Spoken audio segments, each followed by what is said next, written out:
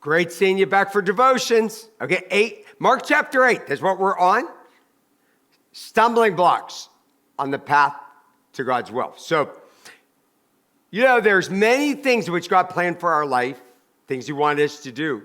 We never did it because we tripped over a stumbling block. I remember many times, which, like anybody else, I thought, you know what, I'm getting tired. I don't know, this is too much. And, the devil was throwing a stumbling block, and sometimes the stumbling blocks were good Christians. Okay, so I want you to see how God works in this story here. Mark 8, verse 31. I was preaching about this on the weekend, but I'm just saying to the one part of this. Okay, so Jesus, he's teaching the people or his disciples that the Son of Man must suffer many things and be rejected by the elders and by the chief priests, by the scribes, and he'll be killed. He's making it very clear. The religious people, the preachers, the priests, they're the ones who are going to have Jesus killed. Isn't that sad? Now, he said, after 3 days, I'm going to rise again. He said this plainly. So some people say, well, Jesus never really spelled it out. He was dying on the cross, and 3 days later, he's coming back. That's a lie. He made over and over again, clearly told his disciples this was coming. But when you don't want to hear something, you're not listening, right? Okay, now Peter took him aside, began to rebuke him, because this is like righteous indignation. Peter thinks he's doing the right thing. But turning and seeing his disciples, he rebuked Peter and said, "Get behind me, Satan, for you are not setting your mind on the things of God, but on the things of man." So I want to break this down. Peter's telling him, no one's touching you. I love you. You're number one in my life. You are my God.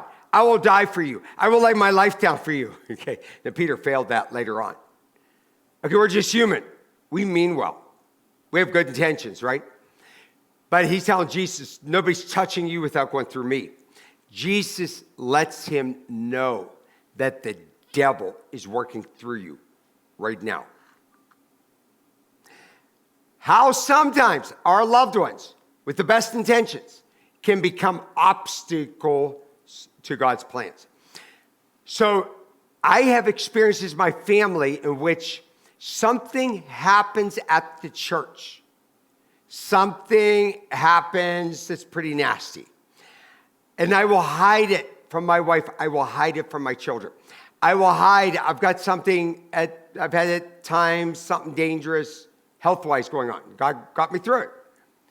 But I won't tell those closest to me because they will say, maybe you need to step out of the ministry. My son passed away. You had people coming around me. Maybe you need to take a year off and get some rest. That's evil from hell, but it came out of the mouths of good believers. But they mean well. But the devil uses good people around you. And they'll go, God doesn't want you treated like that. How do you know that? I found God did want me treated like that. And I learned things through it. Look at Proverbs 3, verse 5. Trust in the Lord, all your heart. Don't lean unto your own understanding. All your ways acknowledge him. Put him number one. He will make straight your paths. He'll make everything come to pass. So don't lean on our understanding. It doesn't make sense. But him. My faith does not rest in the wisdom of men, but in the power of God. Now, we mess up on a lot of things at our church. But one thing I say about the pastors and the leadership of our church, that we try to do the best we can, but we do it slow, is there are things we've done in the past, and we are doing the biggest we have ever done in our life at that new church. It doesn't make any sense. Humanly, we couldn't do it. It didn't make any financial sense. Now, I've been criticized by the project because of the length of time, but I knew we were doing the impossible. And that's why I didn't have a land study done on that land. It didn't make any sense. I said, don't do it, because if we do, we are not building the new church. Well, let me tell you, we got through the worst. Well, now we need money, okay? Building's up 30%. I got people criticizing me again. I don't care. I'm not mad at them. I understand. They have good intentions. But we trust in God. We don't trust in people. We look to his wisdom, not our wisdom, because he will provide. And that's what I want you to do as you walk by faith.